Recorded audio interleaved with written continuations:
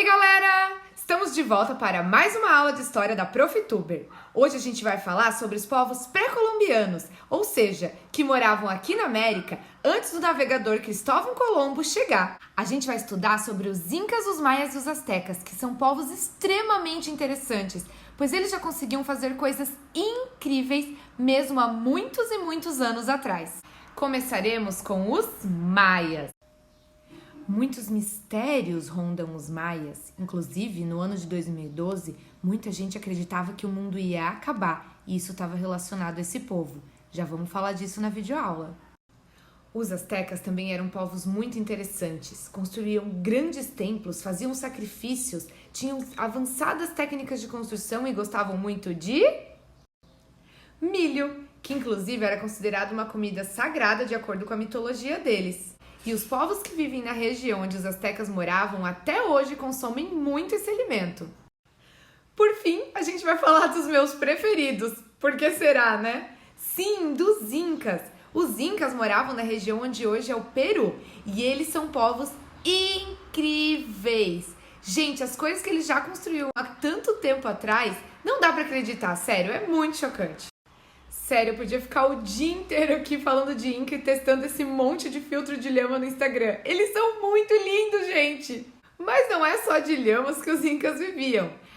Eles tinham um imperador que centralizava todo o poder e que mandava em todo o território. Ele era conhecido como Sapa Inca, ou seja, filho do Deus Sol, que era um dos deuses mais importantes para eles.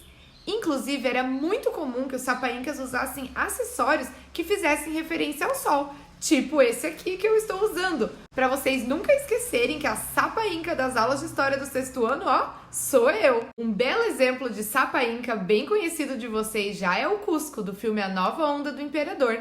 Ele, com aquela mania de grandeza, querendo mandar em tudo e em todos, representa exatamente todo o poder que o Sapa Inca naquela época tinha.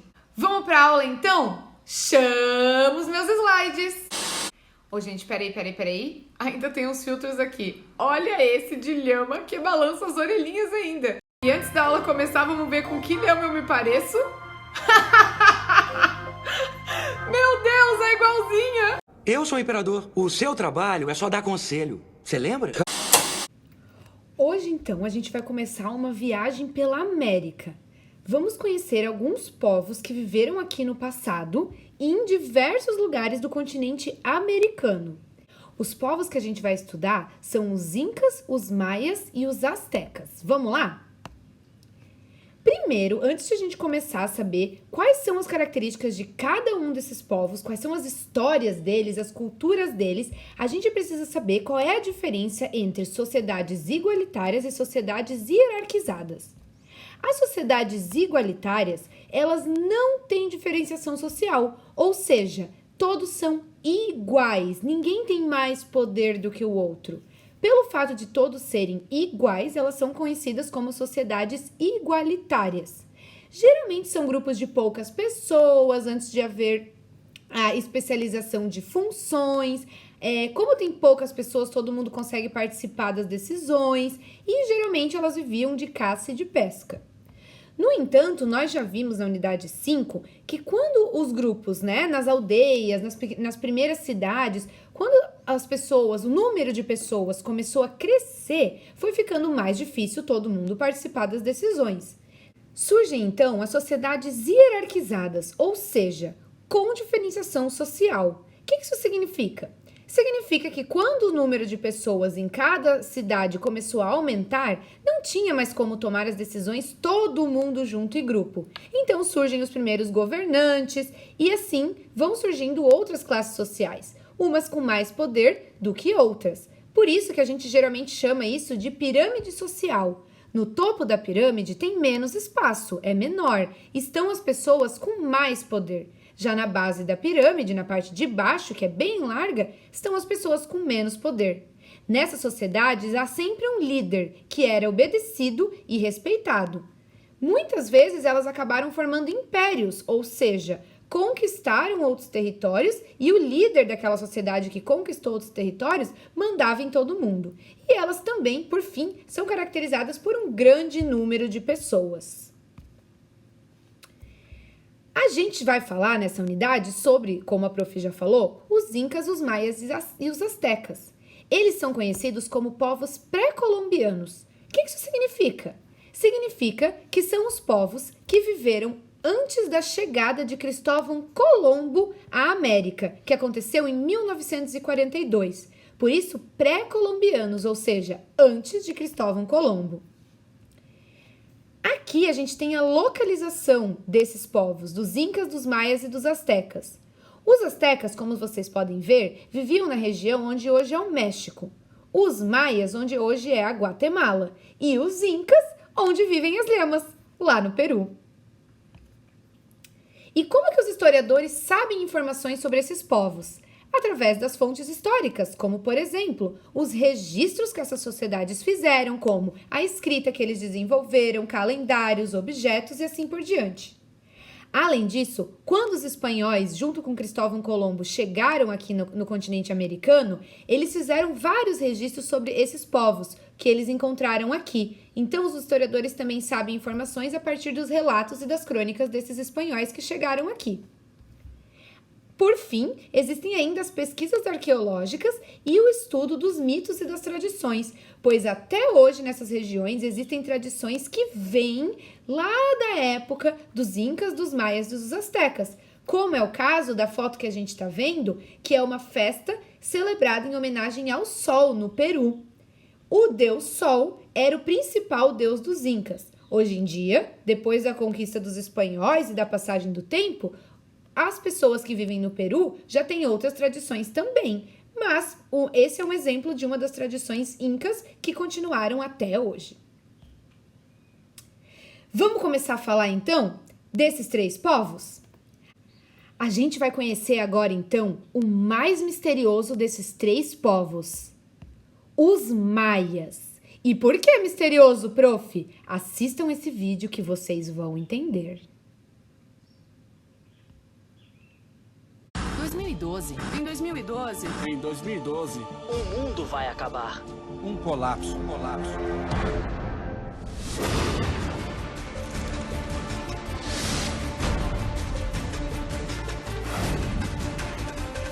Quando começaram os sacrifícios humanos? Como vocês viram, não faltam mistérios que rondam a civilização maia.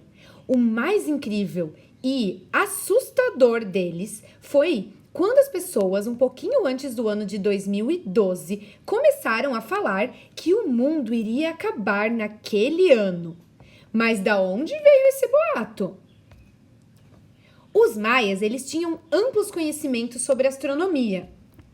Inclusive, eles tinham construído já observatórios, ou seja, para observar os astros, para observar o céu.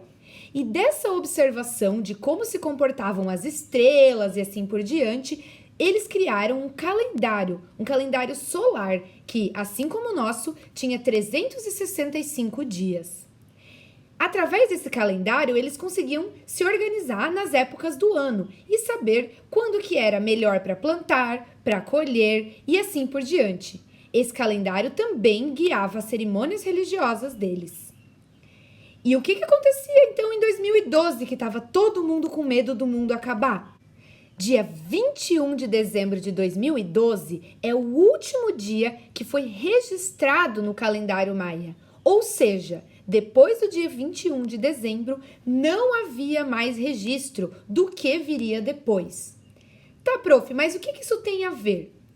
Bom, as pessoas acreditavam que, assim como os maias faziam, ou tentavam fazer pelo menos, previsões sobre o que poderia acontecer, então a interpretação foi que eles estariam prevendo que a partir do dia 21 de dezembro o mundo acabaria.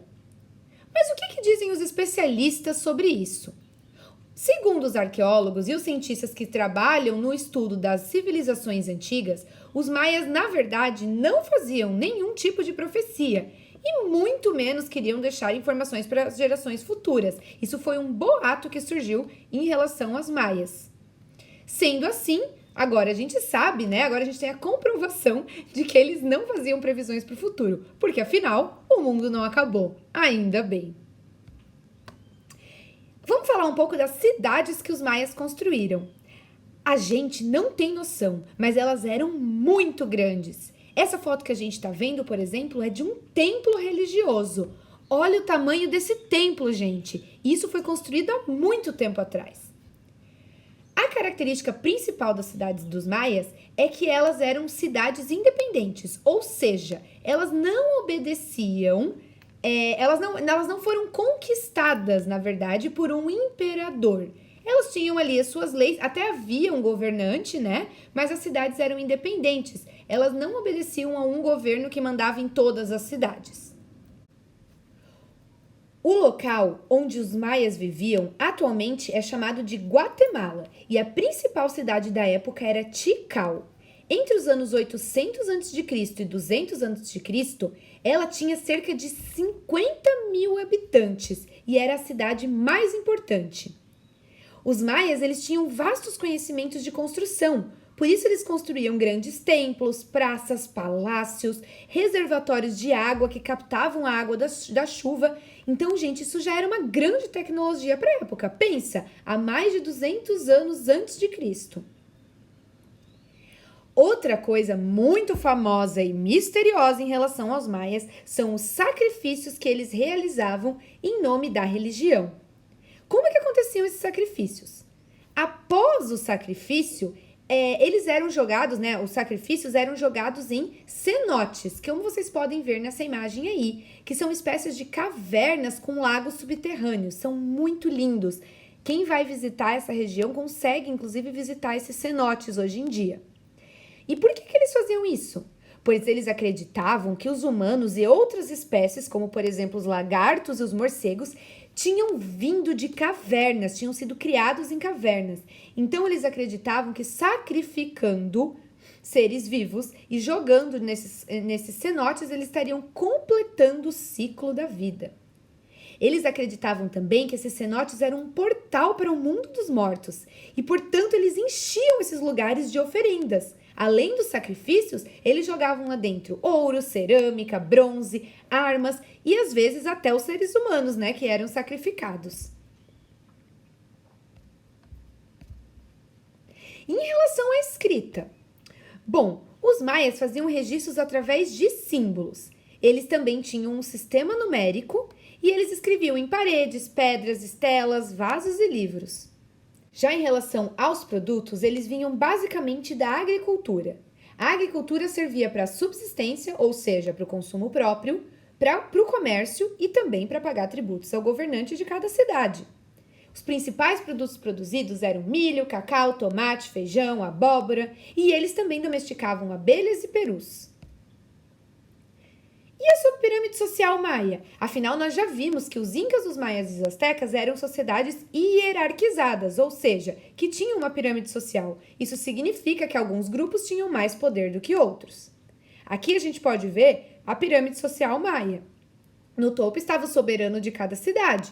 Abaixo dele vinham guerreiros, sacerdotes, funcionários administrativos, depois vinham os nobres, depois os trabalhadores livres, como artesão, mercadores e camponeses, e na base da pirâmide estavam os escravizados, que eram escravizados ou porque deviam a alguém ou porque eram prisioneiros de guerra. Resumindo então, só para relembrar, a sociedade maia também era uma sociedade hierarquizada, assim como a sociedade asteca e a sociedade inca. Agora nós vamos aprender sobre os astecas. Como vocês podem ver por essa imagem, os sacrifícios também eram comuns, né? Também estavam ligados à religião dos astecas. Vamos conhecer um pouco mais então sobre esse povo também? Vamos lá! Como eram as cidades astecas? A maior delas era Tenochtitlan. Eu tive que treinar algumas vezes para conseguir falar essa cidade sem errar aqui na videoaula. Tenochtitlan. Quero que vocês pratiquem em casa também. Os astecas viviam onde hoje é o México. E Tenochtitlan, olha como eu tô craque, foi fundada no século XIV. Ela era o centro do Império Azteca. Olha a diferença aí, gente. Os astecas não eram cidades independentes. Eles eram um império, ou seja, o governante, o imperador, morava em Tenochtitlan e de lá ele comandava todas as cidades do Império Azteca. como que se dava a formação desse império? Ou seja, como que o governante, o imperador, né, o governante que era um imperador, conseguia anexar novos territórios através de alianças políticas ou do uso da força. Ou seja, ele chegava lá, falava para as cidades assim: olha, eu quero dominar aqui esse território de vocês, pode ser? Em troca, eu ofereço segurança, porque eu sou o líder do grande e poderoso Império Azteca, mas vocês vão ter que me pagar tributos e me obedecer. Se eles falassem não, ele poderia tentar entrar em guerra com essas cidades. E se ele vencesse, então elas seriam anexadas ao Império. E aí não teriam chance, né? Teriam que pagar tributo e obedecer mesmo assim. Entre os conhecimentos dos astecas estavam conhecimentos de construção, como, por exemplo, templos, palácios, praças de mercados, aquedutos onde passava água, diques e ruas pavimentadas, muito parecido com a gente. Esse quadro ali se chama o Mercado de Tlatelolco. Opa, esse é mais difícil de falar. Tlatelolco. E ele foi pintado em 1942 pelo Diego Rivera, que é um artista que veio muito depois dos astecas, mas ele tinha uma fascinação por esse povo. Então ele representou uma parte de Tenochtitlan. E a escrita dos astecas, como é que era? Nós dizemos que a escrita dos astecas era uma escrita pictográfica, ou seja, através de figuras. Eles faziam símbolos de animais e de seres humanos e de elementos da natureza para escrever, para fazerem os seus registros. Já os conhecimentos também estavam ligados à astronomia, pois eles também tinham um calendário e eles sim tentavam fazer profecias, diferentes dos maias. Também, como a gente já viu, tinham conhecimentos de construção civil, construindo enormes templos, palácios, ruas. Mas as construções em relação à agricultura também eram muito importantes. Eles construíram sistemas de irrigação, ou seja, faziam a água chegar onde ela, para além do curso dos rios. Eles tinham técnicas sofisticadas de plantio e eles construíam, inclusive, canteiros flutuantes para usar até o terreno dos lagos como possibilidade de plantação e produção de alimentos. Mas com esse monte de conhecimento sobre agricultura, o que afinal eles produziam? Eles produziam feijão, milho, tomate, batata doce, pimenta, entre outros produtos. Prestem atenção que o milho aparece aqui de novo. Ele era um alimento muito importante, tanto para os astecas, quanto para os incas, quanto para os maias. Nessas regiões existem milhos de várias cores, inclusive milho preto. Deem uma pesquisada no Google que vocês vão ver. Além disso, os astecas cultivavam o cacau e eles utilizavam o cacau para fazer uma bebida utilizada nas cerimônias religiosas. Não achem que é tipo um Nescau não, porque o cacau em si não é tão docinho. Por fim, eles produziam ainda produtos de artesanato, utilizando couro, tecelagem, ouro, prata e até a pedra jade. O comércio era muito comum entre os astecas, tanto que eles construíam mercados e praças para realizar esse comércio. E a religião, como é que era? Os sacerdotes eram os líderes religiosos e eram os responsáveis pelo contato com os deuses e deusas. Se são deuses e deusas, significa que essa sociedade era politeísta. As oferendas, os sacrifícios, cerimônias e os festivais religiosos eram bem comuns também entre esse povo. E como era a pirâmide social dos astecas? No topo estava o Huaytlatoani, o imperador. Nós chamamos o líder da nossa nação de presidente. Eles chamavam de Huaytlatoani, está ligado ao idioma deles. Abaixo dele estavam a nobreza, sacerdotes e os chefes militares. Depois vinham os comerciantes, que tinham uma posição de destaque na pirâmide. Abaixo dos comerciantes estavam os artesãos e camponeses, que eram os trabalhadores livres, e, na base, os escravizados. O fato de existir uma pirâmide social, ou seja, diferentes classes sociais, indica que essa era uma sociedade hierarquizada, assim como os maias, ou seja, algumas classes tinham mais poder do que outras. A nossa viagem pela América vai até o Peru, que é a terra dos incas e das lhamas. Para começar, a gente vai conhecer um pouco das maravilhas do Peru e mais especificamente de Machu Picchu. Confiram esse vídeo para ver que lugar mais lindo e incrível!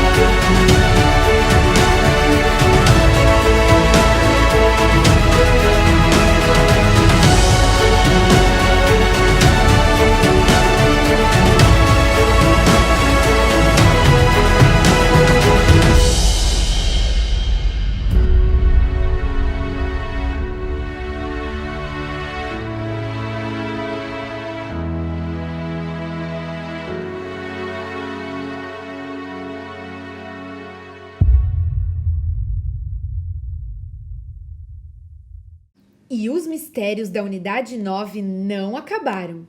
Machu Picchu, a antiga cidade inca que vocês viram no vídeo, é conhecida como a Cidade Perdida.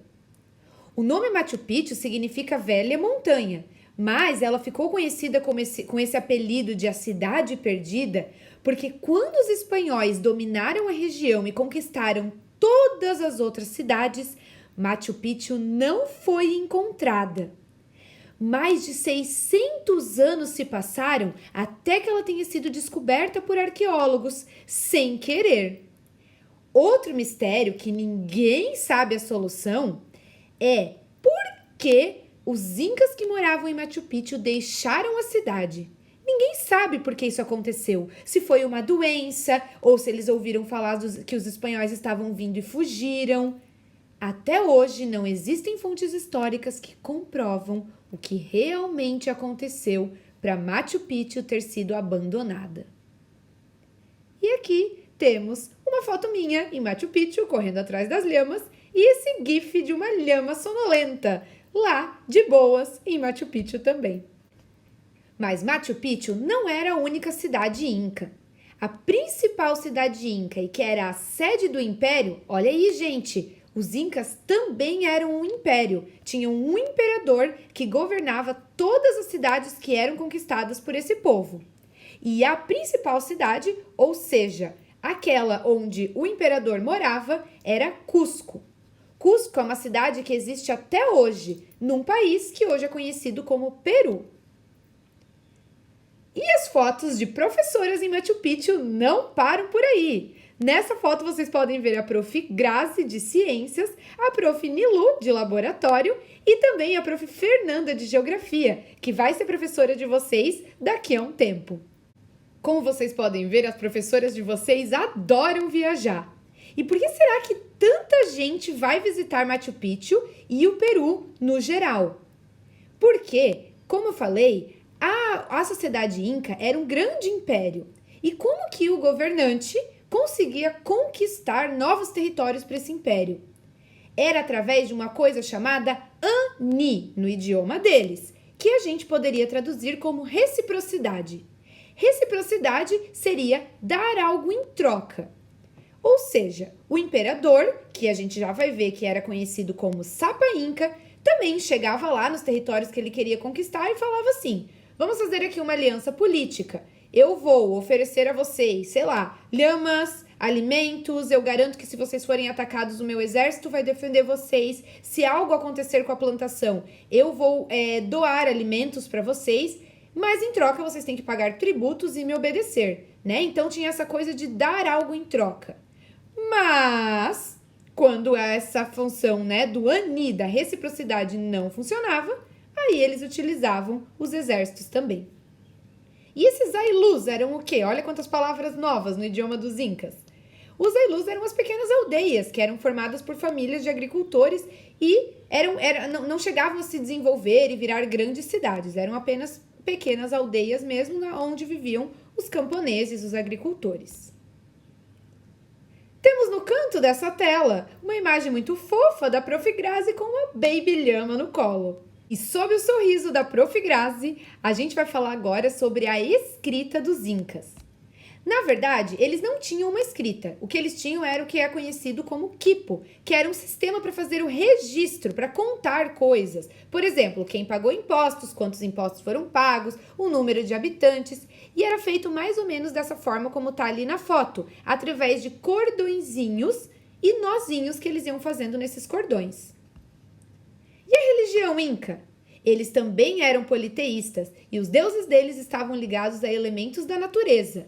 O mais importante deus para os incas, como a prof já comentou, era o deus Sol, conhecido como Inti.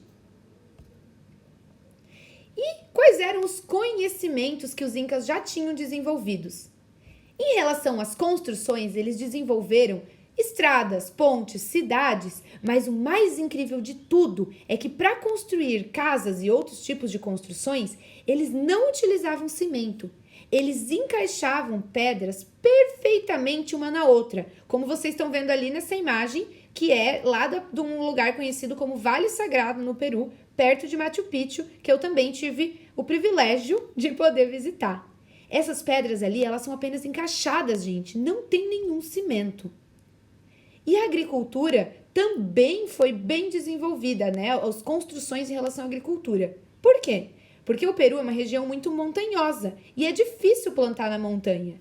Então, eles tiveram a ideia de construir esses grandes degraus, como mostra ali na foto. E em cada degrau daquele, eles conseguiam, então, plantar. Ficava mais plano para realizar a plantação. Por fim, eles também tinham extensos conhecimentos matemáticos, eles criaram estradas e também canais de comunicação, com jovens que corriam por essas estradas de uma cidade a outra, levando informações principalmente para o Sapa Inca, que era o líder. Falando então em líder e Sapa Inca, ali temos uma lhama triste, porque a nossa aula de hoje já está acabando. A sociedade Inca, como a gente já viu, também era uma sociedade hierarquizada. No topo da pirâmide social estava o Sapa Inca e a sua esposa, conhecida como Coia ou Coia. Depois vinham as mamaconas, os sacerdotes, chefes militares, os governadores das províncias e os administradores locais. Abaixo deles estavam os funcionários públicos, os soldados, os artesãos e os comerciantes, que eram trabalhadores livres. Na base estavam as famílias rurais, que não eram escravizadas, mas era a parcela da população com menos poder. Novamente, para reforçar, isso significa, né, se haviam classes sociais, significam que era uma sociedade hierarquizada, ou seja, alguns tinham mais poder do que outros. Vamos falar um pouquinho sobre o Sapa Inca. Como vocês já viram, ele estava no topo da pirâmide. Por que eu trouxe a imagem do Cusco? Porque no filme A Nova Onda do Imperador, da Disney, fala sobre a história do Cusco, né? E desde o começo do filme ele deixa muito claro que ele manda em tudo, e todo mundo tem que obedecer. Ninguém tem coragem de enfrentar ele, porque afinal ele era o Sapa Inca, ele era o imperador. Inclusive, na cabeça dele, como vocês podem ver, tem o símbolo do sol. Porque, afinal, acreditava-se que ele era descendente do deus Inti, ou seja, do deus Sol, e por isso ninguém ousava contrariá-lo.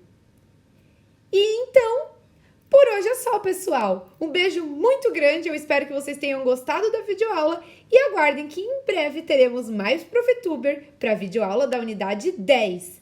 Se preparem, hein? Porque na unidade 10 a gente vai falar de uma coisa que eu amo, que é o continente africano. Aguardem! Teremos mais Profituber no pedaço. Beijinhos!